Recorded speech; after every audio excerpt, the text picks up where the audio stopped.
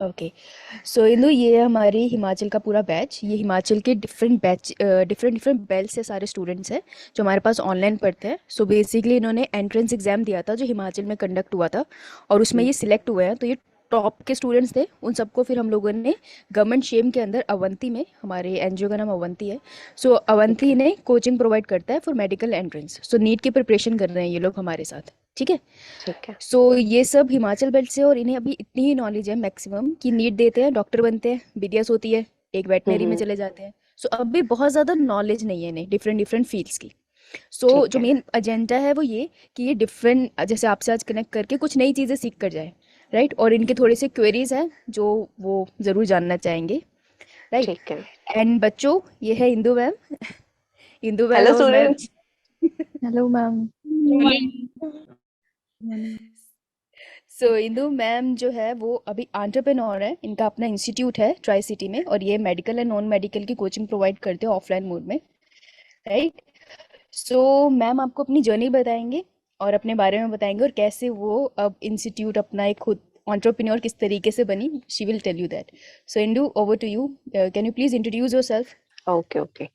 Hello students, मेरा नाम है इंदु और मैंने अपनी स्कूलिंग करी है डीसी मॉडल से, sector 7 Panchkula, 10th। Then 11th 12th में लिया मेडिकल और नीट की प्रिपरेशन स्टार्ट कर दी। बट मेरा नीट क्लियर नहीं हो पाया था। उसके बाद मैंने पंजाब यूनिवर्सिटी में एक एग्जाम होता है सीईटी, अंडर ग्रेजुएट्स के लिए, तो मैंने उसके लिए अप्लाई किया और वो क्रैक करने के बाद मैं पीयू चली गई। ठीक है। फिर वहां पर 5 इयर्स एमएससी और बीएससी की माइक्रोबायोलॉजी के अंदर।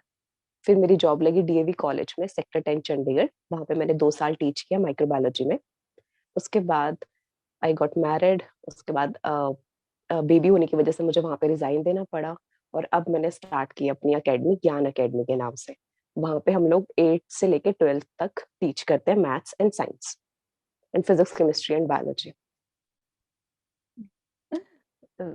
Well that's great. और इंदु, आर यू नर्वस हैं? बहुत ज्यादा। You see, first time. because because you don't talk like this. You look so nervous. Well, मैं मेरा बताती हूँ आप फर्स्ट लोगों टाइम को। ऐसा कुछ हो रहा है ऑनलाइन। अच्छा, तभी तो इतना हम्म। आराम से इंदु और मैं, हम लोग एक साथ एक कोचिंग में मिले थे केमिस्ट्री की, if you रिमेम्बर। सो हाँ, हम एक ही शानली दिन मिले ग्रेवाल। थे। हाँ, हम्म। एक ही दिन। अब तो वो चली गई कोचिंग, केमिस्ट्री की थी, और हम एक ही दिन मिले थे। सो मैम क्लास में गई और मैं सीट मांग रही थी, मुझे किसी ने सीट नहीं दी। फिर मैं एक सीट पर जाके बैठ गई, तो एक लड़की ने मुझे आके उठा दिया, करे don't you see, you cannot sit here. उसने मुझे उठा के भेज। मैं पलट के गई और मुझे सिर्फ एक लड़की दिखी थी, सिर झुका के बैठी थी। So I reach out to her, that was Indu. मैंने इंदु से पूछा क्या मैं यहाँ बैठ सकती हूँ? कहती हाँ हाँ, क्यों नहीं। और बस फिर हम दोस्त हो गए। हाँ, और तब सो से अब ऐसे तक हम हम लोग मिले दोस्त थे, हैं। तब से अब तक हम दोस्त हैं। और मैम ने अपने बारे में थोड़ा कम बनाया, मैं ज़रा अच्छे से बताती हूँ थोड़ा सा और। कि जब कि जब नीट की प्रिपरेशन चल रही थी, तो नीट में मेरे को वेटनरी का क्रेज था और मैम को था एएफएमसी का solid craze. Ma'am was crazy about AFMC. So ma'am ने अपना, जब 12th हुआ, जैसे आप लोग अभी 12th देने वाले हो, मेजोरिटी ऑफ स्टूडेंट्स यहाँ पर अभी 12th दे रहे हैं, तो मैम ने अपना 12th दिया। फिर 12th के बाद इनका था कि ड्रॉप करना चाहते हैं, ड्रॉप करके प्रिपेयर करना चाहते हैं, पर इनके पापा को था कि नहीं, आप कॉलेज में एडमिशन ले लो, कॉलेज के साथ साथ जो पढ़ना है पढ़ ले, कोचिंग लेनी है, जैसा प्रिपेयर करना है मैं सब सपोर्ट करूंगा, लेकिन आपको कॉलेज करना है। तो फिर uncle, he is the smartest one, तो उन्होंने इसकी एडमिशन साथ में कॉलेज में करा दी थी। सो विदाउट ड्रॉप इन्होंने प्रिपेयर किया था साथ में, बट अनफॉर्चुनेटली वो वाला चीज़ नहीं हो पाया। But then she continue with the graduation, क्योंकि क्या होता है ना, ऐसे हम सोचते हैं कि हमसे होगा नहीं होगा, लेकिन जब हम करने लगते हैं तो हमें पता चलता है हमें ग्रेजुएशन में इंटरेस्ट था, तो इनको माइक्रोबायोलॉजी में इंटरेस्ट आ गया था, and she continue with that. और फिर उसके बाद इन ये she was the first one जो पोस्ट ग्रेजुएशन के बाद सीधा कॉलेज में जॉब लगी थी। हम लोग तब अनएम्प्लॉयड थे। मैम डीएवी में, जहाँ से मैंने ग्रेजुएशन किया, वहाँ पे प्रोफेसर, वहाँ पे टीचर लग गई है, लेक्चरर लगी है, और हम अनएम्प्लॉयड घूम रहे हैं, नौकरी नहीं है। And then she got married and have a beautiful baby, and now she came back. और इन्होंने उसके बाद, बेबी के बाद, अपनी थोड़ी प्रिपरेशन दोबारा से स्टार्ट करा, स्टडी करना, और उसके बाद इन्होंने अपना इंस्टीट्यूट खोला। So that's her story. बीच के पार्ट खा गई है हार्डवर्क वाले। हाँ भाई, बहुत ज्यादा स्ट्रगल करना पड़ता है। ये तो, राइट। सो सबसे इंटरेस्टिंग इंदु क्या रहा स्ट्रगल की, अगर हम बात करें, जब मेडिकल एंट्रेंस की प्रिपरेशन हो रही थी, या जब पोस्ट ग्रेजुएशन चल रही थी, या जब आपने अपना इंस्टीट्यूट स्टार्ट करना, तो सबसे ज़्यादा स्ट्रगलिंग पीरियड क्या था? सबसे ज्यादा स्ट्रगलिंग था कि मैं पीयू में ऑलरेडी एडमिशन लेके प्रिपरेशन स्टार्ट कर दी थी, बट साथ में जब मैं नीट की तैयारी कर रही थी तो वो मुझसे नहीं हो पा रही थी। तो उसकी ओके। वजह से मेरे ग्रेजुएशन में मार्क्स कम आए, रादर देन ओके। मुझे उस पर सिर्फ फोकस करना चाहिए था जहाँ पे मैंने एडमिशन ले लिया था। बट मैं एएफएमसी के चक्कर में लगी रही और वो क्रैक भी नहीं हुआ, और बीएससी में भी मार्क्स कम आए उसकी वजह से। ओके, सो ये कॉलेज के साथ प्रिपरेशन थोड़ा बहुत डिफिकल्ट हो गया बहुत था। ज्यादा मुश्किल डिफिकल्ट हो जाता है। अटेंडेंस भी एक बार सबसे कम हो गई थी मेरी क्लास में, क्योंकि मैं क्लासेस ओ, ही नहीं अटेंड कर प्रिपरेशन के चक्कर में। प्रिपरेशन के चक्कर में। तो वहां पे लिस्ट में नाम आया कि सबसे कम अटेंडेंस है। फिर मैंने दोबारा से प्रिपरेशन को छोड़ा और अपना मतलब ग्रेजुएशन पे फोकस किया। फिर पोस्ट ग्रेजुएशन में अच्छे मार्क्स आ गए थे। ओके। सो क्या मार्क्स मार्क्स स्केल आपका रहा था 10th 12th एंड ग्रेजुएशन के टाइम पे? हाँ, 10th में आई गॉट 92%, 12th में 83% एंड ग्रेजुएशन के मत पूछ, बस फर्स्ट डिवीजन थी। वैसे हाँ, ये पूछने तो नहीं चाहिए। हाँ, और पोस्ट ग्रेजुएशन में ठीक थे, वहां पे फर्स्ट डिवीजन थी। हाँ, पोस्ट ग्रेजुएशन में काफी मेहनत करनी पड़ जाती हाँ, है। तब बहुत मेहनत करी थी। Yes, post graduations are difficult at any हाँ university I guess. So so Indu, इनके कुछ क्वेश्चन आंसर है तो हम क्वेश्चन आंसर राउंड से स्टार्ट करें? हाँ, करो स्टार्ट। Okay student, should we start या किसी को कुछ कहना है? No ma'am. No ma'am. एक तो आप लोग भी इतने शांत नहीं हो, और एक तो मैडम भी इतने शांत नहीं है। आप दोनों इतने शांत शांत से बात करो। और ये नो और यस किसने सिखाया है, कैसे बोलते हैं? यो यो मैम। यो यो। तो इंदु, हमारी क्लास में ना यस नो नहीं चलता, हमारी क्लास में चलता है यो यो। अगर इनको यस बोलना है तब भी ये यो यो बोलते हैं, और इनको नो बोलना है तब भी ये यो यो बोलते हैं। वो सामने वाला कंफ्यूज हो जाएगा। हाँ, सामने वाला ये जो बैठा है ये कंफ्यूज होता है कि क्या बात क्या हो रही है। हम्म। अरे बहुत, जो बच्चे बहुत हार्ड वर्किंग है यार ये। सुबह अभी क्लास लगा के हटे, ये एक्स्ट्रा क्लास आ भी गए थे, अभी मीटिंग अच्छा में भी आ अच्छा। गई। तो ये भी सुबह से ब्रेकफास्ट वगैरह खाया नहीं है। अभी कैमरा इसलिए ऑन नहीं है क्योंकि मोस्टली तो मैं उम्मीद करती हूँ कि नहाया तो नहीं होगा कोई। नहा के आए मैम। हैं बच्चे? Yes ma'am ma'am. मैंने हाली यस मैम। No ma'am. अरे यस हाँ। मैम। ब्रेकफास्ट तो मैंने भी नहीं किया, बस मैं नहा ली थी। देखो, मैं सच बोलूंगी, मैं सिर्फ मुंह धो पाई हूँ। मैं बहुत मुश्किल से हुई थी, आज बहुत लेट सोई थी और बहुत जल्दी उठ गई। हमारे पास एक बच्चा है, मैं बताना चाहूंगी, हमारा जतिन प्यारा। तो अगर हम सुबह एक्स्ट्रा क्लास रखते हैं ना इंदु, क्योंकि ऑनलाइन क्लासेस होती है, ये बच्चे हाँ। रिमोट एरिया से भी है जहाँ पर ऑफलाइन क्लासेस पॉसिबल नहीं है। तो हमारा एक बच्चा है जतिन, तो अगर सुबह 6 बजे क्लास भी है ना दिसंबर में, हिमाचल तो के आ ठंड जाएगा। दिसंबर, आ जाएगा। और अगर मैं उसको 15 मिनट की ब्रेक दूंगी ना, वो नहा कर हम्म। आएगा। हम्म। वो भाई साहब, वो 15 मिनट की ब्रेक पे भी नहा कर आता है। तो हमारे टैलेंटेड बच्चे हैं ये। चलो यार, तो क्वेश्चन आंसर से स्टार्ट करते हैं। सो इंदु, सबसे पहला क्वेश्चन है इनका हम्म। कि इनको एंटरप्रेन्योर का एक्चुअल मीनिंग नहीं पता, बहुत सारे बच्चों को। सो कैन यू एक्सप्लेन होते कौन है एंटरप्रेन्योर? देखो यार, एंटरप्रेन्योर का मतलब होता है जब आप अपना कोई भी बिजनेस स्टार्ट करते हो, ठीक है। आपने उसको स्टार्ट किया, आपका कोई भी बिजनेस हो सकता है, बट हम लोग मोस्टली एजुकेशन फील्ड में ही है तो वहीं पे कुछ होगा। अब जैसे मैंने मेरी एकेडमी स्टार्ट की है, तो वहां पे अप्स एंड डाउन्स भी होंगे, और आपको सब कुछ ना खुद से फेस करना है और फिर उसका सोल्यूशन निकालना है। लाइक तुम लोग जॉब में जाते हो, तुम्हें सैलरी मिलती है, वहां पे आपको काम बता दिया जाता है कि आप लोग ये काम करो, आपको पर मंथ इतनी फिक्स सैलरी मिलेगी, तुम उस हिसाब से चलते रहते हो। बट एंटरप्रेन्योर का जो है, उसको नहीं पता कि पर मंथ कितना आएगा, कितनी आपको सैलरी मिलेगी, और आपका जो काम है उसके अंदर क्या अप्स एंड डाउन्स है। अब मैंने एकेडमी में स्टार्ट करा है, तो अब मुझे स्टार्ट करने के बाद पता चला, 1 साल हो गया अब, कि यहाँ पर किस टाइप के स्टूडेंट्स आते हैं, उनका कैसा रिजल्ट आना चाहिए, उनको क्या क्या पढ़ाना चाहिए। उनको पढ़ाती हूँ मैं, साथ में खुद भी पढ़ती हूँ, तो उससे तुम्हारी नॉलेज भी गेन होती है, बट तुम्हें नई नई चीजें सीखने को मिलती है डेली। और सबसे बड़ी बात, आपकी इनकम फिक्स नहीं होती। विद टाइम वो फिक्स हो जाएगी शायद 4 to 5 years के बाद, लेकिन जब आप स्टार्ट करते हो तो मे बी आपको सैलरी बहुत कम मिले, और कभी कभी टाइम आएगा कि बहुत ज्यादा भी आ सकती है। बस ये डिफरेंस होता है मेन, जो आप जॉब करते हो और एक आप एंटरप्रेन्योर बनते हो। Okay, so that's what entrepreneur किसी भी प्रोफेशन में हो सकता है, आप कुछ हाँ, भी किसी भी स्टार्ट कर प्रोफेशन में। सकते हो, right? Hmm. Okay, great. Okay, second question है इनका, जो बहुत हम्म। कॉमन क्वेश्चन है सबका कि मतलब हमने पूछा था इनसे दैट अगर आपको डॉक्टर बनना है, so what is the reason behind it?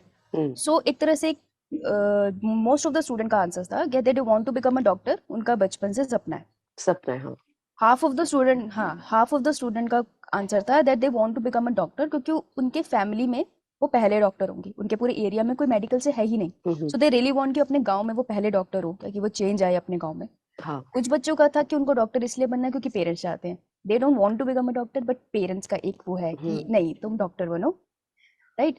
और कुछ बच्चों का है कि उनको डॉक्टर बनना है क्योंकि उनके पर्सनल स्टोरीज हैं, कि उन्होंने अपनी लाइफ में अपनी फैमिली में ऐसा कुछ देखा है जहाँ पर अगर एक अच्छा डॉक्टर मिल जाता उन्हें तो तो वो चीजें बच जाती है बेहतर उनकी होती। लाइफ। हाँ, या कुछ बेहतर होती, या किसी फ्रॉड से बच जाती है कुछ, सो इसलिए उनको वो डॉक्टर बनना है जो वो चाहते थे कि उन्हें किसी टाइम मिले। सो ठीक यू है। टेल मी कि अगर किसी कोई नीट की प्रिपरेशन कर रहा है, कोई भी स्टूडेंट है नीट की प्रिपरेशन कर रहा है यार, अपना स्कूल भी देख रहा है, कॉलेज देख रहा हाँ है, हाँ लाइफ देख रहा है, ड्रॉप कर रहा है, तो उसको मोटिवेशन एग्जैक्टली क्या होना चाहिए उसका माइंड में when that person is preparing for NEET, किस मोटिवेशन के साथ उसको चलना चाहिए?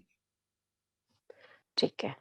देखो यार, डॉक्टर बनना बहुत अच्छी चीज है, नोबल प्रोफेशन है, आप लोग सोशल सर्विस प्रोवाइड कर सकते हो। सबसे पहले तो आपके माइंड में होना चाहिए कि मैंने सोशल सर्विस देनी है सोसाइटी को, जितना ज्यादा मैं कर पाऊंगा उतना ज्यादा लोगों को ट्रीट करना है और उनकी हेल्प करनी है। लेकिन सेकंड थॉट ये होना चाहिए कि इन केस नहीं भी होता तो कोई बात नहीं, तो और भी बहुत सारी चीजें हैं। आप लोग ग्रेजुएशन करने के बाद यूपीएससी कर सकते हो, उसमें भी आप लोगों को सोशल सर्विस प्रोवाइड कर सकते हो। तो सिर्फ एक तो माइंड में ये नहीं रखना कि मुझे किसी भी हालत में क्रैक करना है। अगर क्रैक नहीं होता तो आपके पास बहुत सारे ऑप्शन है। जैसे मैं अगर तुम लोगों को ऑप्शन बताऊं तो सबसे पहले हमारे पास पंजाब यूनिवर्सिटी का ऑप्शन होता है। वहां पे एक एग्जाम होता है सीईटी, कॉमन एंट्रेंस टेस्ट। आप लोग के प्रिपरेशन करो। वहां पे बीएससी होती है, एमएससी होती है, माइक्रोबायोलॉजी में, बायोटेक्नोलॉजी में, एंथ्रोपोलॉजी में, और भी बहुत सारी फील्ड्स है, बॉटनी में, जूलॉजी में। आपने सपोज करो क्रैक कर लिया पीयू का, मतलब इसके कंपैरेटिवली नीट के कंपैरेटिवली इजी होता है, तो आप उसको क्रैक करो। अभी मई या जून में एग्जाम हो जाएगा उसका। 5 इयर्स करने के बाद आप लोग जो आकाश इंस्टीट्यूट है, हेलिक्स है, आप वहां पे जा सकते हो जॉब के लिए। वहां पे स्टूडेंट्स को प्रिपेयर कर सकते हो कि वो लोग नीट को क्रैक करें और डॉक्टर्स बने। तो अगर आपका हो जाता है तो बहुत अच्छी बात है, नहीं होता तो आप लोग, एक नर्सिंग का एग्जाम होता है पीजीआई में, जो गर्ल्स अप्लाई कर सकते हैं जिसके लिए, तो आप लोग पीजीआई में नर्सिंग कर सकती है। उसके बाद GMCH 32 के फॉर्म्स अब आने लगे हैं, उसमें भी आपके पास नर्सिंग का ऑप्शन है। तो आप लोग वहां पे भी जाके नर्सिंग का कोर्स करने के बाद वो अच्छी सैलरी भी पे करेंगे आप लोगों को, और वहां पे भी आप लोग हेल्प कर सकते हो सोसाइटी की।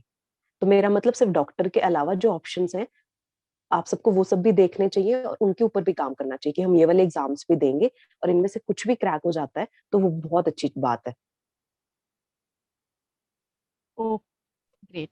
तो जैसे कि अभी हमारा सेंट्रल यूनिवर्सिटी का कॉमन एंट्रेंस टेस्ट अभी निकला है परसों, सो अच्छा। Can you little bit elaborate, जैसे इन जो आपकी फील्ड माइक्रोबायोलॉजी है ना, तो आपने पीयू का एग्जाम देके माइक्रोबायोलॉजी लिया, तो आप थोड़ा सा एग्जाम को इलेबोरेट करोगे कि कैसा पेपर रहता है और किस तरीके से बच्चे उसको आगे कर सकते हैं? ठीक है। देखो वहां पे तुम्हें बायोलॉजी मिलेगी, केमिस्ट्री एंड फिजिक्स।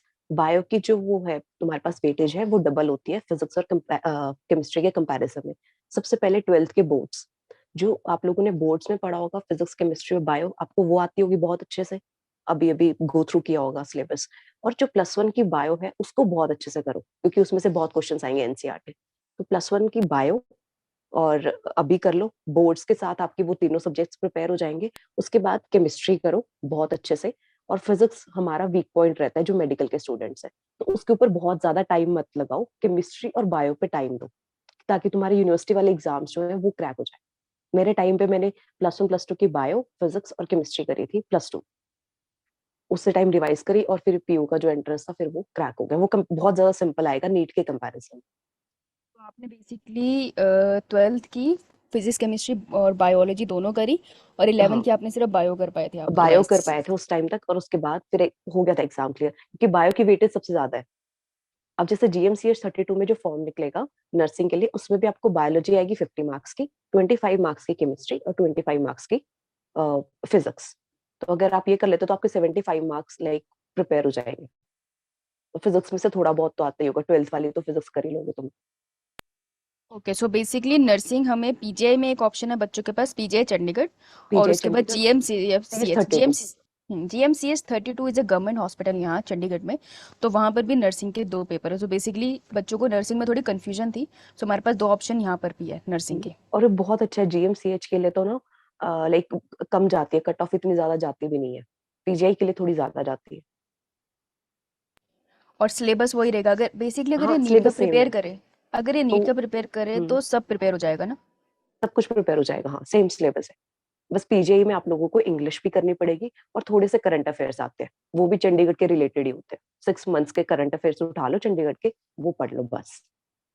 ओके, सो वो तो चलो हर स्टेट वाइज होगा ना, अगर हम्म, किसी स्टेट यूनिवर्सिटी में जा रहे हैं ये, जैसे हाँ बट बच्चों ये किसी हिमाचल स्टेट के की। स्टूडेंट्स है ना, तो हम्म, इनको चंडीगढ़ सबसे ज्यादा क्लोज पड़ेगा। और हाँ ये है।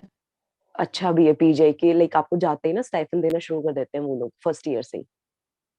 फर्स्ट ईयर और से जॉब भी, स्टाइपेंड? हाँ और जॉब भी ऑलमोस्ट कंफर्म है पीजीआई में जाने के बाद नर्सिंग में। मैंने वो एग्जाम क्रैक किया था बट मैं नर्स नहीं बनना चाहती थी, इसलिए मैं वहां पे गई नहीं, एडमिशन नहीं लिया। बट वहां ओके, का आपको एग्जाम इजी था। ओके, तो आपको माइक्रोबायोलॉजी में ज़्यादा इंटरेस्ट था?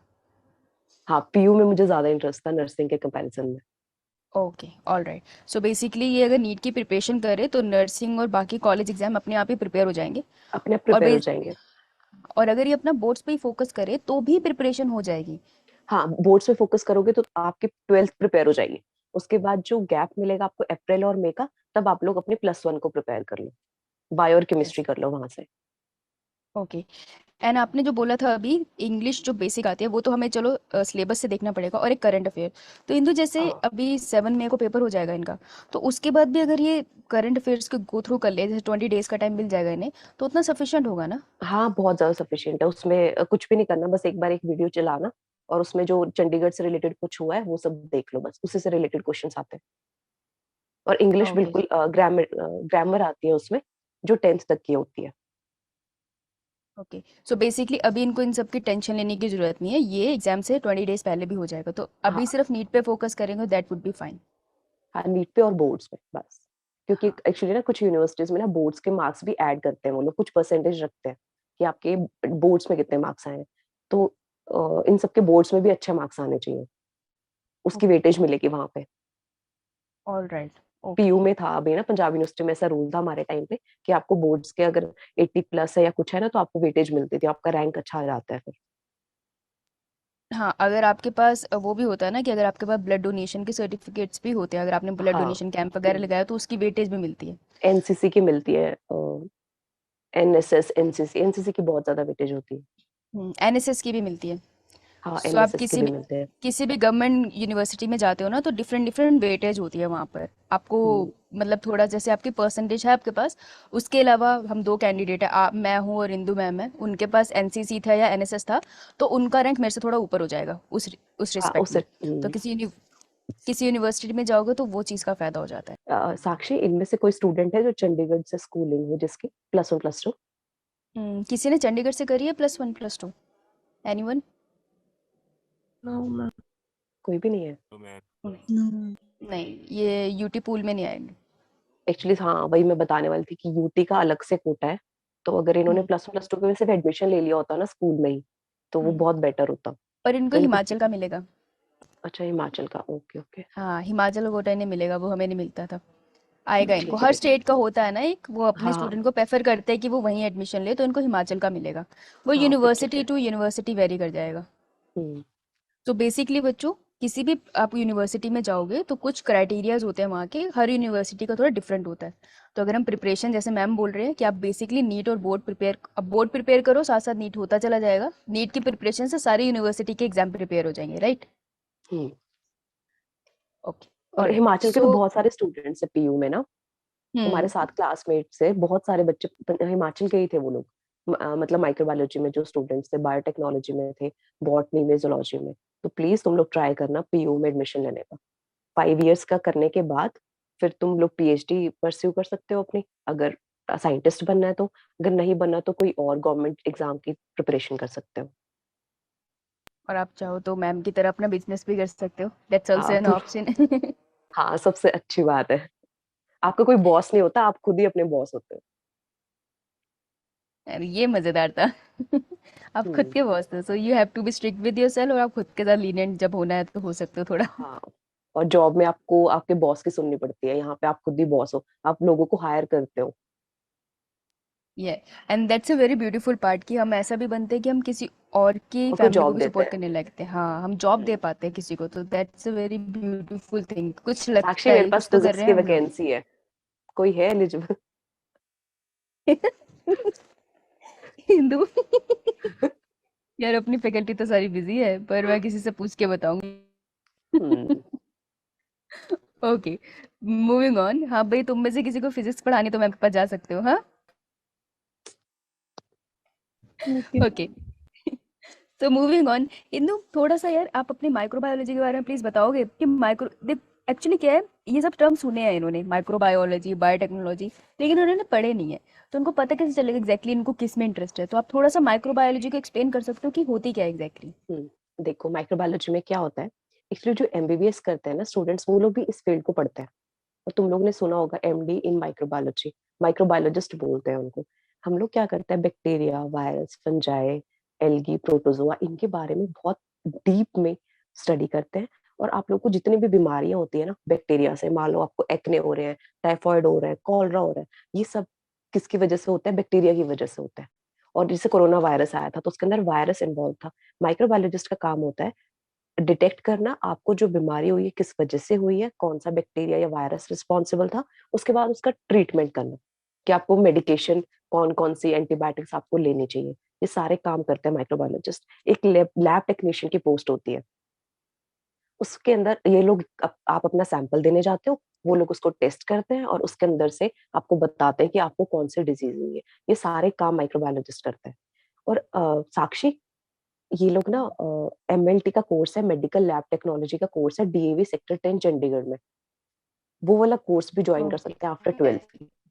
MLT, okay, medical lab technology, जिनको मैं स्टूडेंट्स को टीच ओके, करती थी। आप लोग वहां से बीएससी एमएलटी करिए, उसके बाद पीजीआई में जाके जॉब मिल जाती है इनको।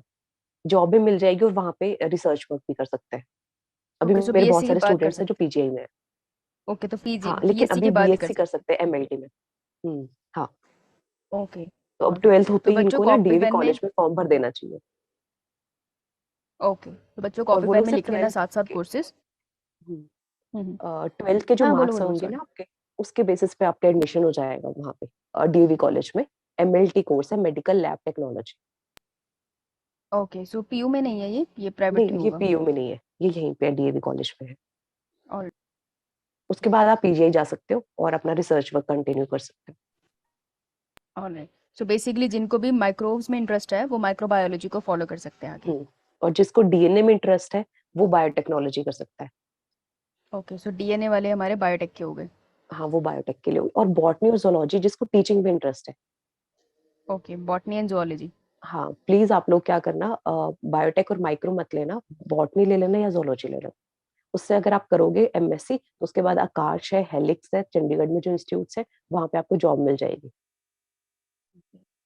Alright, so she is the first one जिनका खुद का इंस्टीट्यूट है और वो दूसरे इंस्टीट्यूट में इंटरव्यू दे रही है और रेफर तीसरे इंस्टीट्यूट को कर रही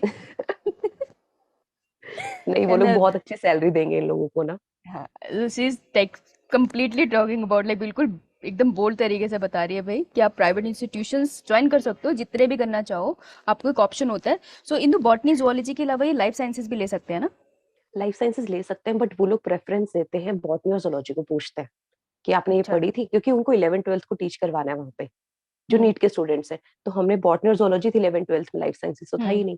तो वो लोग, अभी मैं इंटरव्यू देने गई थी कुछ टाइम पहले जब हम्म। अकेडमी स्टार्ट नहीं की थी, तो उनका एक सिंपल क्राइटेरिया, उनका एक एग्जाम होता है एमसीक्यू। आप 50% उसमें स्कोर कीजिए और एक डेमो दे दो स्टूडेंट्स को, उसके बाद वो लोग आपको रख लेते हैं। और स्टार्टिंग सैलरी भी आई गेस 50 to 60 होती है। तो इसलिए मैं कह रही हूँ कि आप लोग प्लीज बॉटनी या जोलॉजी ले लेना, बीएससी एमएससी उसमें करना अगर टीचर बनना है तो। अगर टीचिंग में इंटरेस्ट है तो एक्चुअल में, क्योंकि जो मैम ने भी बताया कि वो ऐसे एग्जाम होता है, उसके बाद इंटरव्यू होता है, फिर डेमो होता है, तो वो सब मैंने दिया था, फिर मेरी यहाँ सिलेक्शन हुई और आपको टीचिंग में अच्छा पे स्केल मिलता है, that's actually true. Private institution आपको बहुत अच्छे से पे करते हैं। हाँ, वो लोग, उनका टाइमिंग थोड़ा स्ट्रिक्ट होता था, लाइक सुबह से लेके आपको रात तक कंटिन्यूअसली काम करना है, लेकिन फिर पे स्केल बहुत अच्छा है। और थोड़ा टाइम में आपको लाइक परमानेंट हो जाते हो आप वहां पे, क्योंकि वो लोग भी नहीं चाहते कि आप लोग वहां से छोड़ के जाओ उनके इंस्टीट्यूट को, अगर आप अच्छा यस, टीच करते हो वहां पे। यस, एंड इवन अगर आप कोई और फ्लेक्सिबल जगह जाओ जैसे अवंती है तो यहाँ पर थोड़ा इजी है टाइम शेड्यूल ना, यहाँ पर इंदु काफ़ी हम्म। कंपैरेटिवली बहुत स्मूथ है, और मेरा मेरे बॉस भी ऐसे अच्छे हैं, कोई दिक्कत नहीं होती छुट्टी की। सो बहुत सारे इंस्टीट्यूट है, आप एक्सप्लोर कर सकते हो। अगर आपके पास बॉटनी एंड जुअलॉजी आपने लिया है ना, हम्म। तो आप बहुत सारा एक्सप्लोर कर सकते हो। इंडिया में आपको बहुत सारे इंस्टीट्यूट्स मिलेंगे जो आपको नीट की कोचिंग देते हैं। And once you settle in a particular institute तो आप एक्चुअल में वहाँ बहुत आराम से रहते हो, वो भी आपकी रिस्पेक्ट रखते हैं क्योंकि इंस्टीट्यूट हाँ, टीचर से चलते हैं। तो क्योंकि वो teaching is a very permanent कर देते हैं फिर आपको ना, प्लस। आपको सैलरी भी देंगे अच्छी और आपको परमानेंट भी कर देते हैं। Yes, so that's an option.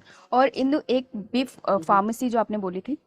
हाँ, बी फार्मेसी, इसमें दोनों जा सकते हैं, बॉयज और गर्ल्स। इसमें भी पीयू में एंट्रेंस जो है उसके थ्रू अगर आपका रैंक बहुत अच्छा आता है तो आपको बी फार्मा मिल जाएगी। तो बी फार्मा में होता क्या एग्जैक्टली exactly? बी फार्मा में आपको मेडिसिन के बारे में, कि कैसे आपके सॉल्ट प्रिपेयर हो रहे हैं, मेडिसिन कैसे प्रिपेयर हो रही है, वो सारा होता है। और आपके जो कुछ फार्मास्यूटिकल कंपनीज हैं बहुत अच्छे, फिर वो लोग आपको हायर कर लेते हैं जब आप अच्छे यूनिवर्सिटी से बी फार्मेसी करते हो। वो बॉयज के लिए बहुत ज्यादा अच्छा ऑप्शन है, गर्ल्स भी कर रही है वैसे आजकल, बट बॉयज इसको ज्यादा करते हैं 12th के बाद। ओके, मेडिसिन प्रिपरेशन बेसिकली जो मेडिसिन बनती है जैसे हाँ। कोविड की बन रही है बनी एंड ऑल दैट। हाँ, कौन से सॉल्ट्स मिलाने चाहिए, कितने रेशो होनी चाहिए, कंसंट्रेशन, ये सब चीजें उनके साथ वो लोग डील करेंगे फिर। उसमें भी सो बहुत जो अच्छी कंपनी है, रेनबेक्सी है, ये सब लोग ले आपको हायर कर लेंगे फिर। Okay, so it's a very good profession because जितनी भी मेडिसिन की कंपनीज होती है, मल्टीनेशनल कंपनीज होती हैं ये, और ये हायरिंग करती है और ये बहुत अच्छा पे स्केल देती हैं ये बहुत अच्छा इसलिए। पे स्केल। एक्चुअली ना पीयू में ना मेरा इतना अच्छा रैंक नहीं था कि मुझे बी फार्मा मिलती उस टाइम पे, थोड़ा सा नीचे था, तो इसलिए मुझे बाकी सब कुछ मिल रहा था, बॉटनी, जोलॉजी, माइक्रोबायोलॉजी, बायोटेक भी था, बट बी फार्मा नहीं मिल रही थी। तो आपको बहुत अच्छा रैंक लेना पड़ेगा वहां पर, फिर आपको बी फार्मा मिल जाएगी। Okay, that's great. मेरी एक फ्रेंड है, हम्म। आप शायद नहीं जानते होंगे, आकांक्षा पटेल, इफ यू नो। हाँ। तो शी डिड बी फार्मेसी, उसने भी साथ में लखनऊ यूनिवर्सिटी से करी थी पोस्ट ग्रेड। सो वो अभी हम्म। प्राइवेट सेक्टर में प्लेस्ड है and it has a very good salary. हाँ, उनकी बहुत तो अच्छी सैलरी होती है। बहुत तो अच्छा पे प्लीज आप स्केल सब है ट्राई उसका। करना कि पीयू में बहुत अच्छा रैंक लेके आओ, तो बी फार्मा मिल जाएगी। सो बी फार्मेसी थोड़ी केमिस्ट्री से रिलेटेड है, जिसको केमिस्ट्री में ज़्यादा इंटरेस्ट है वो उस तरफ जा सकते हैं ना। हाँ, उस साइड जा सकते हाँ, सो अगर आपको केमिस्ट्री में इंटरेस्ट है then you still have option. ऐसा नहीं सिर्फ बायो की तरफ जाना है, आप केमिस्ट्री के ऑप्शंस भी एक्सप्लोर कर सकते हो, बी फार्मेसी की हैं। तरफ जा सकते हो। एंड एंट्रेंस इंदू वही रहेगा सेम, राइट? हाँ, वही जो सेम है, फिजिक्स, केमिस्ट्री और बायोलॉजी। और इनमें बायो को वेटेज भी ज़्यादा होता है। हाँ, बायो को ज्यादा वेटेज है। ओके, सो ये एक बहुत अच्छा प्लस पॉइंट है, राइट? हम्म। सो मैंने नर्सिंग कर ली और कॉलेज एग्जाम कर लिए। Okay, now I have some questions. हाँ, बोलो। Just a second. हाँ मनीषा, क्या पूछ रहे हो आप? मैम ओके, फिजिक्स में भी होता है कोई ऑप्शन? जिसको सिर्फ फिजिक्स पसंद है। मैम मुझे साक्षी। बायो पसंद है लेकिन ऐसे पूछ रही थी कि फिजिक्स। हाँ, साक्षी, वहाँ पे ना पंजाब यूनिवर्सिटी में बायोफिजिक्स के नाम से भी एक है, बीएससी ऑनर्स इन बायोफिजिक्स, उसमें फिजिक्स आती है। ओके, तो बेटा मनीषा, बायोफिजिक्स का भी एक ऑप्शन है, आप उसमें भी ग्रेजुएशन परस्यू कर सकते हो बट अगर एक्चुअली आपको। ना उसमें जो करियर है ना उसके थोड़ा एक्चुअली इंडिया में अभी ग्रो नहीं हुआ। हेलो इंदु, आपकी आवाज़ नहीं आ रही।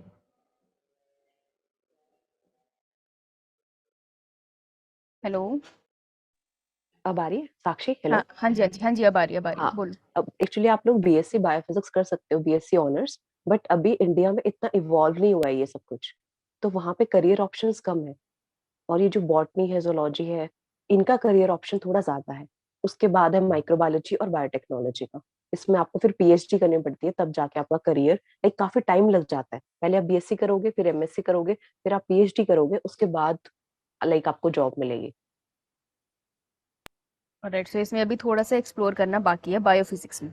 हाँ, बायोफिजिक्स में नहीं है अभी। हमारे जो थे ना कुछ क्लासमेट्स होते थे, तो वो हम्म। लोग बायोफिजिक्स कर रहे थे, तब वो कहते कि हमने क्यों ले ली बायोफिजिक्स, वहां पे करियर ऑप्शंस कम है अभी। ओके, कंपैरेटिवली कम है, बट हाँ, अगर किसी को कंपैरेटिवली। इंटरेस्ट है so definitely can go for it. हाँ। ऑलराइट, सो इंदु, इनका हम्म। पहला क्वेश्चन है कि व्हेन दे फील डीमोटिवेटेड, सो जब आप डीमोटिवेट होते थे तो आप अपने आप को कैसे चेयर अप करते थे? मैं मैं बस एक थॉट लेके आती थी कि हमने मेडिकल क्यों लिया था, बस। तो उस टाइम पे जैसे आपका थॉट आएगा कि आपने मेडिकल क्यों लिया था, तो आपको आंसर मिल जाएगा कि आपने डॉक्टर बनने के लिए लिया था और आपकी फैमिली का कि आप फर्स्ट डॉक्टर बनोगे। बस ये सब थॉट्स लेके आओ और उसके बाद से दोबारा से पढ़ना शुरू कर दो। और सब लोग डीमोटिवेट होते हैं। आप किसी भी एग्जाम की प्रिपरेशन करते हो, हर रोज हर थोड़े दिनों बाद आपको लगेगा कि यार मेरे से नहीं होगा, फिर थोड़े दिन प्रिपरेशन करोगे, फिर लगेगा मेरे से नहीं होगा। बट आप लोगों को क्या करना है, उसे टाइम सोचो कि नहीं यार, हमने मेडिकल लिया है, इतना अच्छा आप लोगों ने स्कोर किया है कि आपको स्कॉलरशिप्स मिल रही हैं, तो फिर तो आप लोग को थोड़ा सा जर्नी बाकी है, बस उसको कवर करके और फिर बस एग्जाम क्रैक हो जाएगा। Okay so previous year basically questions को ट्राई करो, तो उससे बेसिकली इनको कॉन्फिडेंस। बार ओके तो बेसिकली इनको बार बार अपने आप को रिमाइंड कराना है that why they selected this. हाँ, बल्कि ना उस पे आप एक वॉल पे लिख लो, पेपर के ऊपर लिख के चिपका दो वॉल के ऊपर, और उसको रोज आके देखो। किसी कॉलेज की फोटो चिपका दो। मैं एएफएमसी की फोटो थी, मैं उसको लगा के रखती थी कि उसको देख लेती थी कि नहीं यार, इस पे जाना है तो पढ़ना पड़ेगा। तो बिकॉज वी डोंट नो कि आगे हमारा फ्यूचर में क्या लिखा है, राइट? सो हमें वो हाँ, नहीं पता, हम कोशिश कर सकते हैं, तो अपनी कोशिश पूरी ईमानदारी से करनी चाहिए। बट अगर आप करोगे ना फिजिक्स बायोकेमिस्ट्री, +1 +2 के अच्छे से पढ़ लोगे, कोई ना कोई एग्जाम पक्का क्रैक होगा जिससे आपका करियर बदल जाएगा। बी फार्मा कर लो सपोज करो, तो बी फार्मेसी के बाद हो सकता है मल्टीनेशनल कंपनी में बहुत अच्छी सैलरी ले रहे हो। अगर आपने टीचर बनना है, हो सकता है आप आकाश में पढ़ा रहे हो, जो बहुत बड़े बड़े इंस्टीट्यूट है, हेलिक्स में पढ़ा रहे हो, एलन है, इतने सारे इंस्टीट्यूट है। बट अगर आप +1 +2 को अच्छे से करोगे तो कहीं ना कहीं जाके सेट हो जाओगे, अगर नीट बाय चांस नहीं होता है तो।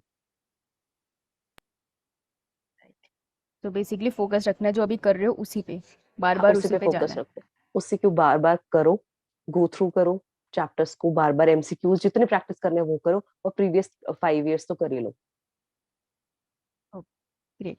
सो इनका दूसरा क्वेश्चन है कि आपका टाइम शेड्यूल क्या था? आप रात को पढ़ते थे या दिन में पढ़ते थे? What suited you? मैं रात को पढ़ती थी, मैं सुबह नहीं उठ सकती, अभी भी नहीं उठा जाता मुझसे जल्दी, तो मैं 7 या 8 बजे उठती हूँ। और उस टाइम भी मैं 9 बजे के आसपास उठती थी, लेकिन रात को जागती थी, 2 बजे तक, 3 बजे तक, 4 बजे तक भी हम लोग पढ़ लेते थे। सो एक बच्चे का डाउट था कि आप नाइट टाइम टेबल कैसे बनाओ? या एक्चुअली ना सबका टाइम टेबल अपने हिसाब से होता है। मैं जैसे शाम को 7 बजे के आसपास शुरू करती थी और फिर रात को पढ़ती थी 3 या 4 बजे तक। तो वो आपके ऊपर डिपेंड करता है, आप उसको कैसे फॉलो करते हो। बस बीच में मैं कॉफी चाय ये सब बहुत ज्यादा एडिक्शन हो गई थी उस टाइम पे, बट मैं ये बहुत ज्यादा चाय ले लेती थी या कॉफी ले लेती थी जब भी नींद आती थी, और फिर से अपना पढ़ना स्टार्ट कर देती थी। तो यू टेक बीच बीच में ब्रेक्स या नहीं ब्रेक लेते थे, नहीं, कंटिन्यू ब्रेक स्टडी? लेते थे, 30 मिनट्स का हम लोग पढ़ते थे और फिर 10 मिनट्स ब्रेक ले लेते थे। ओके, मतलब छोटे छोटे राउंड्स छोटे में हम छोटे लोग ब्रेक्स। पढ़ते हैं। हम्म इसको बोलते हैं ना, पोमोडोमो टेक्निक होती है। इसमें आप क्या करते हो, आप 25 मिनट्स पढ़ते हो, 5 मिनट्स का ब्रेक ले लेते हो, फिर आप 25 मिनट्स पढ़ते हो और 5 मिनट्स का ब्रेक ले लेते हो। तो इससे थोड़ी एफिशिएंसी बढ़ जाती है। एफिशिएंसी बढ़ जाती है, इससे आप बोर भी नहीं होते। राइट। सो आप एक ही बारी में लाइक तीनों सब्जेक्ट्स पढ़ते थे एक रात में, या फिर आपने डिवाइड कर रखा था? नहीं, डिवाइड कर रखा था चैप्टर वाइज, कि बायो का ये वाला चैप्टर करना है, केमिस्ट्री का ये वाला करना है, फिजिक्स का ये वाला करना है, बस उस चैप्टर खत्म हो जाते थे बस। लाइक जैसे पर मतलब डे छोट छोटा छोटा बनाते थे कि यार आज एक एक, एक चैप्टर तीनों का करना है। ओके, तो तीनों सब्जेक्ट का थोड़ा थोड़ा आपने डिसाइड कर रखा था, वही गोल था आपका? हाँ, राइट। वही कंप्लीट करना होता था। क्योंकि मैंने बायो का ट्राई किया था कि 10 डेज बायो कर लेते हैं, बट वो ना हो नहीं पाता था। थोड़े टाइम के बाद, 1 2 दिन के बाद बोर हो जाती थी मैं, या फिर उतनी एफिशिएंसी नहीं रहती थी, लगता था कि हम वही चीजें बार बार पढ़ रहे हैं। तो बेटर है आप एक एक चैप्टर उठाओ और तीनों का करो। तो एक स्टूडेंट को क्वेश्चन था कि कंसिस्टेंसी उसका प्रॉब्लम है, जैसे वो पढ़ रहा है अभी, हम्म। मंडे टू थर्सडे उसने पढ़ लिया भाई, उसने जबरदस्त तरीके से स्कूल करने के बाद आके ट्यूशन लगा ली, सेल्फ स्टडी कर ली, फिर उसके बाद फ्राइडे सैटरडे तक वो इतना ड्रेन हो जाता है कि उससे नहीं होती पढ़ाई। तो फिर वो क्या करें एग्जैक्टली? पहले तो जो आपने फर्स्ट 4 डेज पढ़ाई की है ना, वो आपने क्या किया, बहुत ज्यादा कर ली। प्लीज उसको कंसिस्टेंट रखो कि 8 8 घंटे करना है डेली।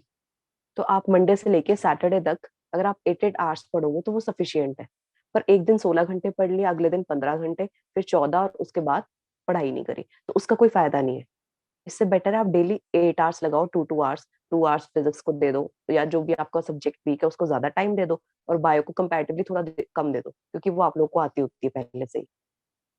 तो ऐसे मत करो, एक दिन आप उठे और आपने 15 घंटे पढ़ाई करी, अगले दिन आपने 14 घंटे करी, फिर आपने करी ही नहीं। तो बेसिकली एफर्ट्स को कंसिस्टेंट रखना है, जितने करें उसको कंसिस्टेंट रहे रेदर देन बहुत ज्यादा चाहे आप 6 आवर्स कर लो डेली, बट वो डेली करो 6 आवर्स। राइट। इंदु आपकी बात नहीं आ रही।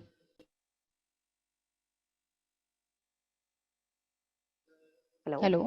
हाँ जी हाँ जी, अब आ रही। Okay, consistency should be there, right. Okay, next question is, जो एक बहुत कांस्टेंट क्वेश्चन है जो हर बार बच्चे पूछते हैं और हर गेस्ट से पूछते हैं, दैट कि अगर एंट्रेंस क्रैक नहीं हुआ, I think you can answer this very beautifully, कि अगर एंट्रेंस क्रैक नहीं हुआ, how to face your parents. Face your parents. देखो यार, अगर एंट्रेंस क्रैक नहीं होता नीट, तो आप उन्हें बोलो कि मैंने पूरा 100% दिया था, नहीं हो पाया, बट इसके बाद जो मैंने एग्जाम कोई भी आपने क्रैक किया, कोई यूनिवर्सिटी का, कोई कॉलेज का, आप उनको बोलो कि मैं यहाँ पर जाके भी अपना अच्छा करियर बना सकता हूँ या बना सकती हूँ। तो आपको पेरेंट्स को भी सेटिस्फेक्शन मिलेगी कि सिर्फ एक डॉक्टर ही नहीं है, बाकी फील्ड्स भी हैं जहाँ पे मेरा बच्चा कुछ एक्सेल करेगा और बहुत अच्छी जॉब ले। बट प्लीज नीट के अलावा जितने भी ऑप्शंस हैं उन सब के ऊपर फोकस करना और अच्छी जगह एडमिशन लेना। सो बेसिकली प्रिपेयर, थोड़ा प्लान को भी प्रिपेयर करो and you can talk to your parents, right. वो भी कंसर्न हाँ, यही होता है कि तुम्हारा करियर कहाँ है, जा रहा करियर है। कहाँ पर है। बट जैसे उनको पता चलेगा अच्छी यूनिवर्सिटी में चले गए आप लोग, उसके बाद वो खुद ही बोलेंगे कि बहुत अच्छी बात है, करो। क्योंकि डॉक्टर बनना इतना इजी नहीं है। आप एमबीबीएस करते हो, फिर आप एमडी करते हो, उसके बाद कोई स्पेशलाइजेशन करते हो, तो उसको 10 से 11 साल लग जाते हैं जब आपको अच्छा पे स्केल मिलता है। एक्चुअली एमबीबीएस करने के बाद क्या होता है, एमडी के एग्जाम होता है और उसमें सिर्फ एक एक सीट होती है।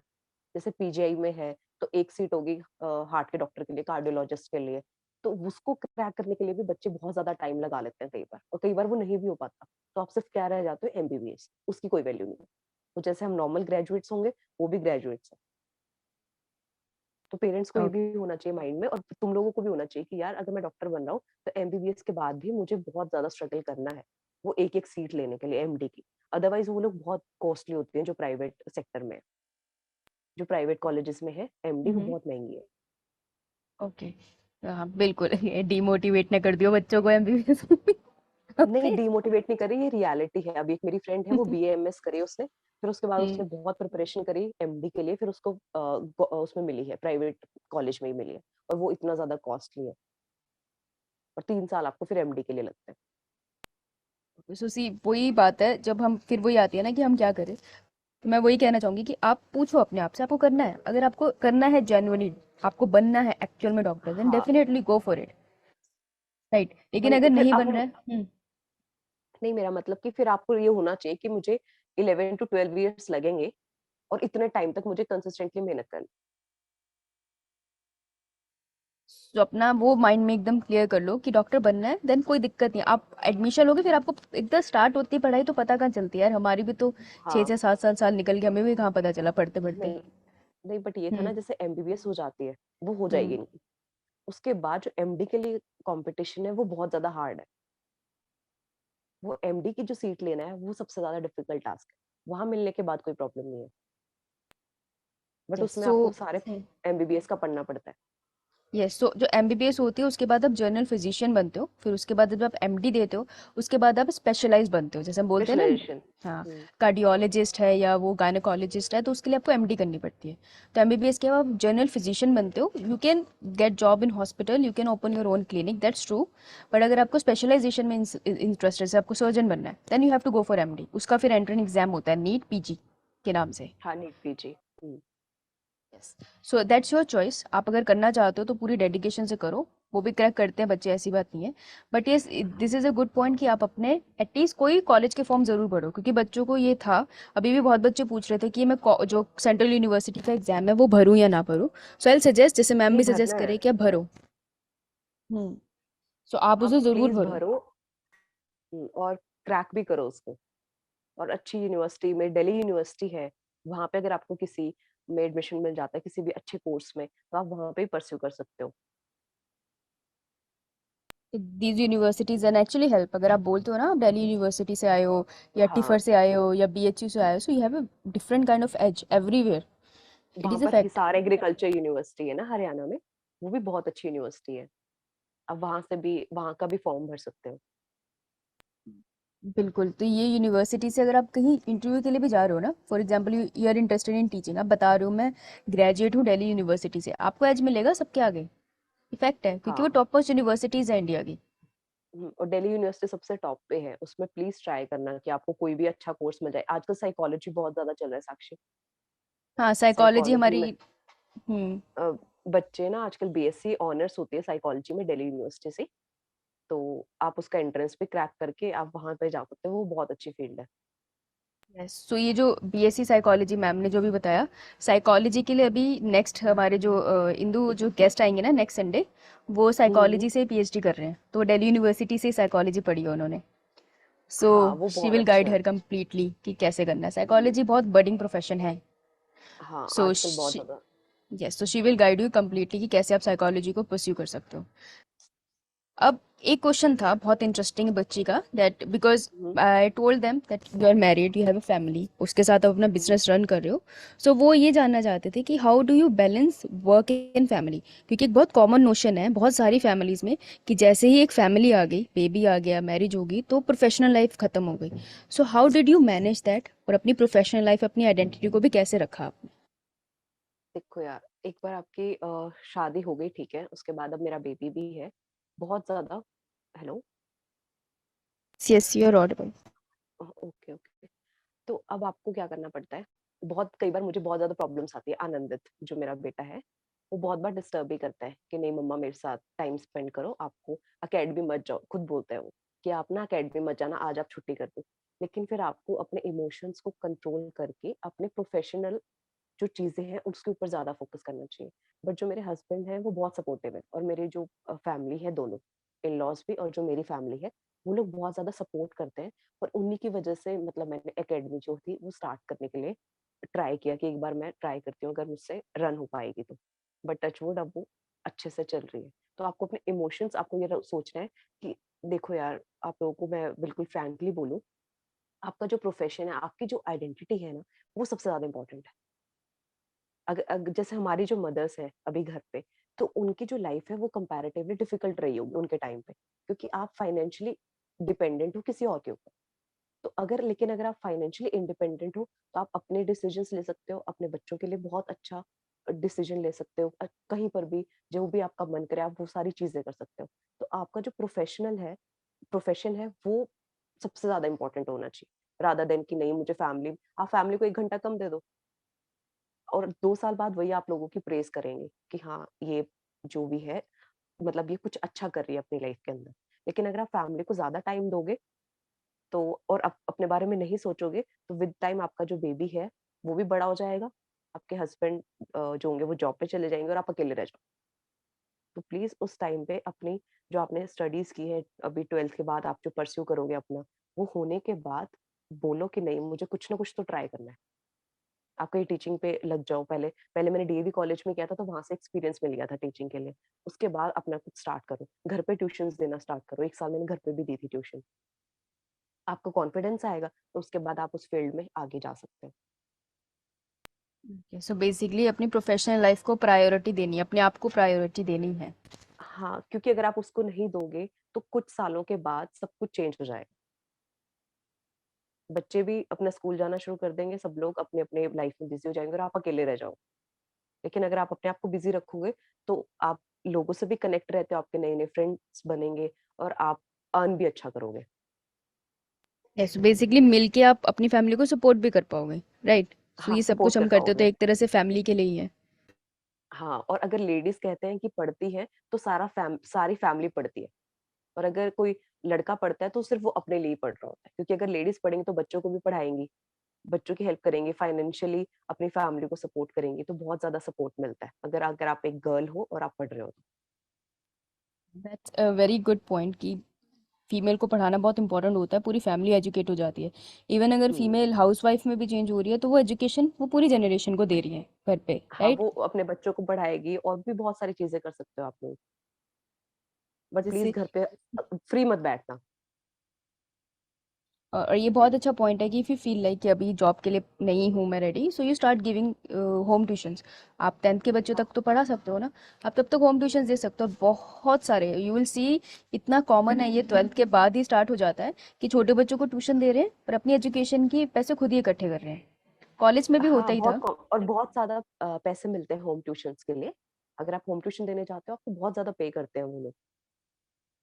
हम लोग भी जब कॉलेज में थे, so we use to give coaching, हमने तब से ही पढ़ाना स्टार्ट कर दिया था privately.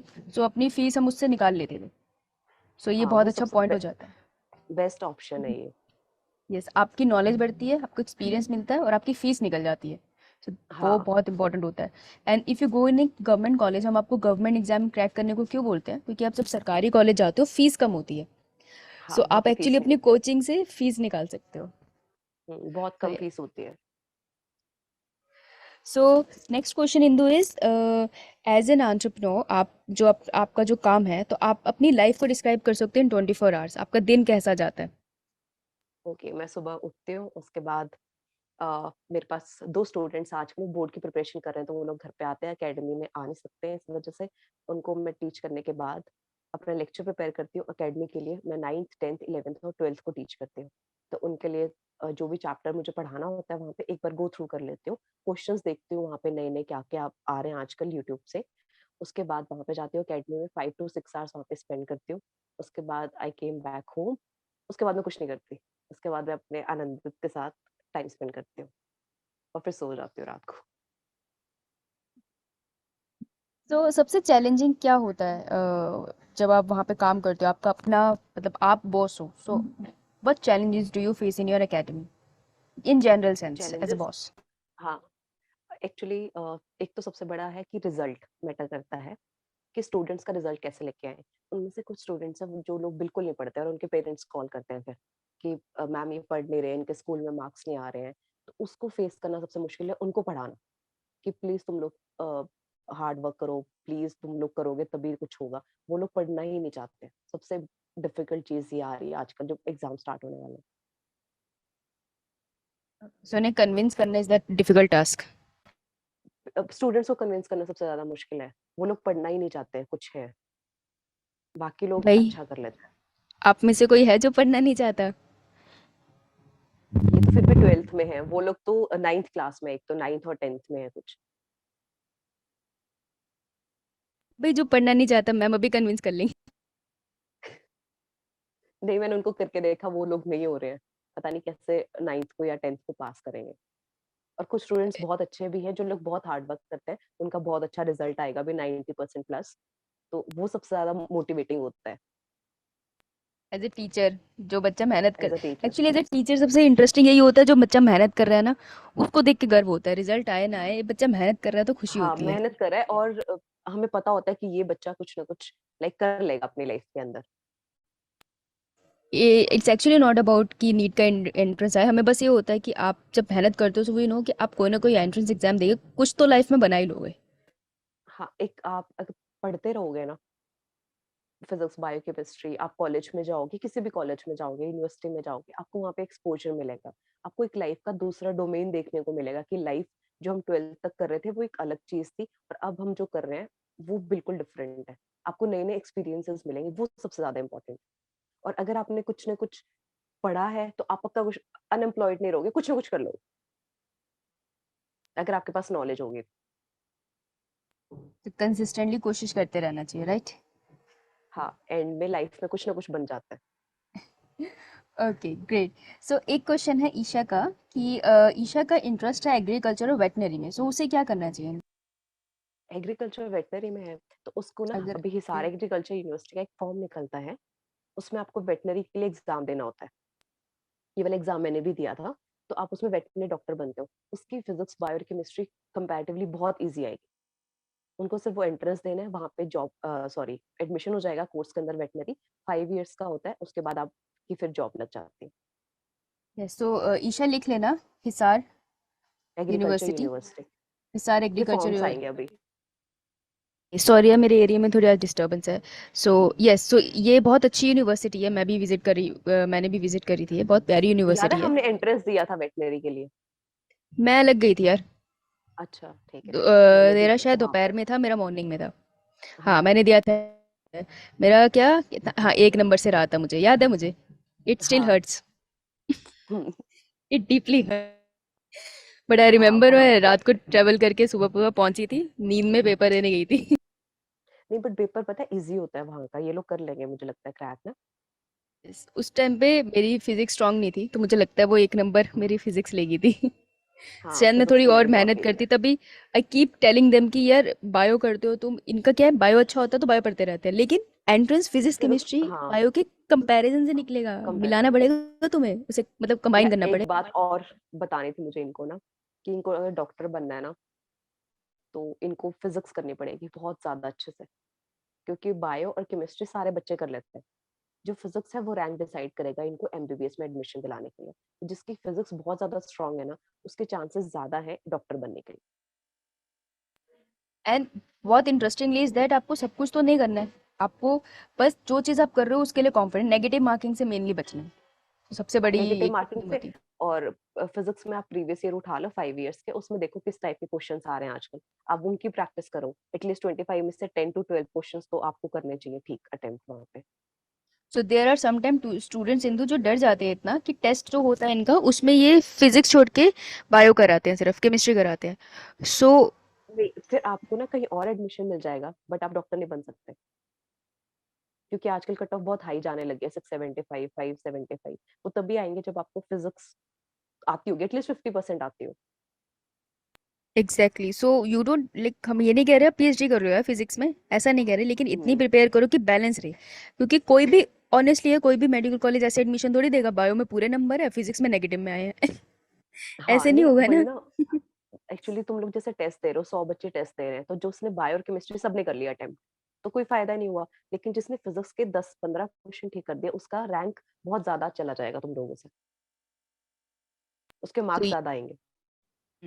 So you have to balance. So अभी वैसे भी फेब है, अगर even if this try now, 12th के बोर्ड्स के साथ 12th की फिजिक्स भी करते हैं तो बहुत फिजिक्स तो हो अच्छा सेगमेंट जाएगी, होगा। और हम्म। वो बहुत अच्छा है, इनको अच्छे से करनी चाहिए, और क्वेश्चन पेपर उठाने चाहिए पहले, फिर 5 इयर्स के ना, नीट के लिए।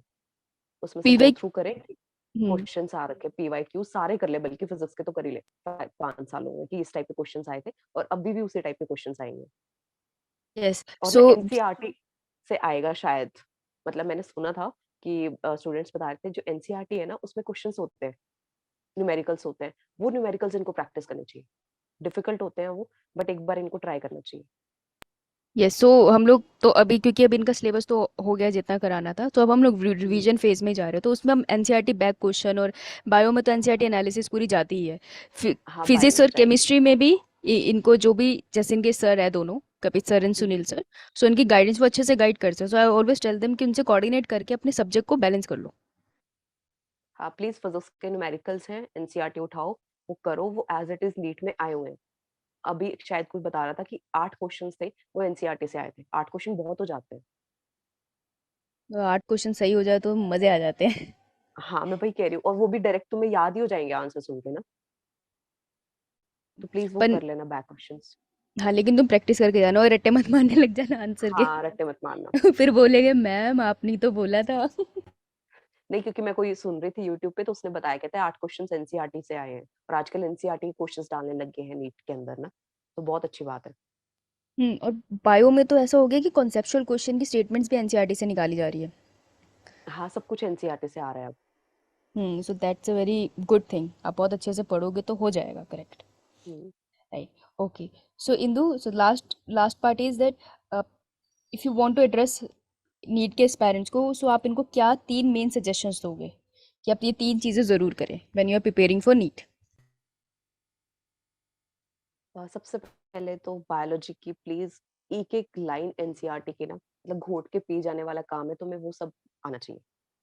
उसके बाद बायो के जो एक एमडीजी करके बुक आती है बायोलॉजी की, प्लीज उसमें से एमसीक्यूज को अटेम्प्ट करो, चाहे अभी शुरू कर दो या बोर्ड्स के बाद अप्रैल से स्टार्ट कर देना, 1 अप्रैल से अपना फर्स्ट चैप्टर करो बायो का, लिविंग वर्ल्ड जो +1 का है, और उसके एमसीक्यूज करो। एमटीजी की बुक्स आती हैं, फिजिक्स केमिस्ट्री और बायोलॉजी की, वो तीनों बुक्स को कंप्लीट कर दो। ओके। हेलो। यस यस, और यू आर एक्चुअली ऑडिबल। साक्षी, मैंने ना एक अभी स्टूडेंट से बात करी थी जो नर्सिंग कर रही है गर्ल, पीजीआई से। जी। तो मैंने उससे पूछा था कि तुमने क्या प्रिपेयर किया, तो उसने कहा एमटीजी की जो बुक्स हैं मैंने वो सारी करी थी, फिजिक्स की भी, केमिस्ट्री की भी एंड बायोलॉजी की, तो उसका एग्जाम क्रैक हो गया और बहुत अच्छा रैंक है उसका। ओके, सो बायो में तो हम एमटीजी फॉलो कर ही रहे हैं, हम क्वेश्चन इसी से लगाते हैं। फिजिक्स केमिस्ट्री में इन्होंने दूसरी बुक्स रिकमेंड कर रखी है, इनके सर्स ने रिकमेंड करी है, सो दे नो बेटर, तो उन्होंने वो वाली बुक रिकमेंड की है। पर बायो में yes we are doing MTG, actually हम साथ में वही कर रहे हैं। हाँ, क्योंकि उस गर्ल ने ही बताया मुझे, कहती मैम एमटीजी से हमारा जो पेपर था ना वो एमटीजी से ही आया था और मेरी बहुत अच्छी प्रैक्टिस हो गई थी क्वेश्चंस की, उसमें एनसीईआरटी दे रखी है इसलिए। वो एनसीईआरटी एग्जाम्पलर की बात कर रहे हो ना आप? हाँ एनसीईआरटी नहीं, एनसीईआरटी एग्जाम्पलर नहीं, एमटीजी की जो बुक है ना उसमें एनसीईआरटी के क्वेश्चंस है। हाँ, आप वो बुक से प्रीवियस चैप्टर ईयर पढ़ो, वहां से क्वेश्चंस जो क्वेश्चंस आते हैं। करो। हाँ ओके, सारे, वो सारे प्रैक्टिस करने चाहिए। सो बेसिकली क्वेश्चन प्रैक्टिस तो मस्ट है, की है ना उसके। हाँ हाँ, और 5 इयर्स प्लीज निकाल लो नेट से और उनको सॉल्व कर दो। That would be great. Okay, so anyone, किसी को कोई भी क्वेश्चन पूछना है, दे कैन आस्क नाउ। किसी को कुछ पूछना है? एमटीजी शेल से एमटीजी जो बुक हम कर रहे हैं ना, वही वाली जो आपको मैंने भेज रखा है। Very good Pratibha, then you can that one you can Google. और किसी को कोई doubt? No, ma'am. No ma'am. No, ma'am. Okay, thank you so much Indu, आपने टाइम ओके निकाला। Okay and Sunday okay. को या सुबह, एक सेकेंड, हाँ आपको सुबह सुबह उठा दिया हमने। नहीं नहीं, कोई बात नहीं। सॉरी यार। नाउ यू कैन नहीं, spend time with your baby. Thank you so much for coming. And any message you want to give to the students before you leave? All the best and कुछ ना कुछ हो जाएगा तुम लोगों का crack, तो प्लीज टेंशन मत लेना। Thank you, ma'am. Thank you ma'am. Thank you so much, Indu. Thank you. Okay Bye. Happy Sunday. Okay bye Bye. Thank you ma'am. Thank you, ma'am. Bye. Bye, ma'am. Okay.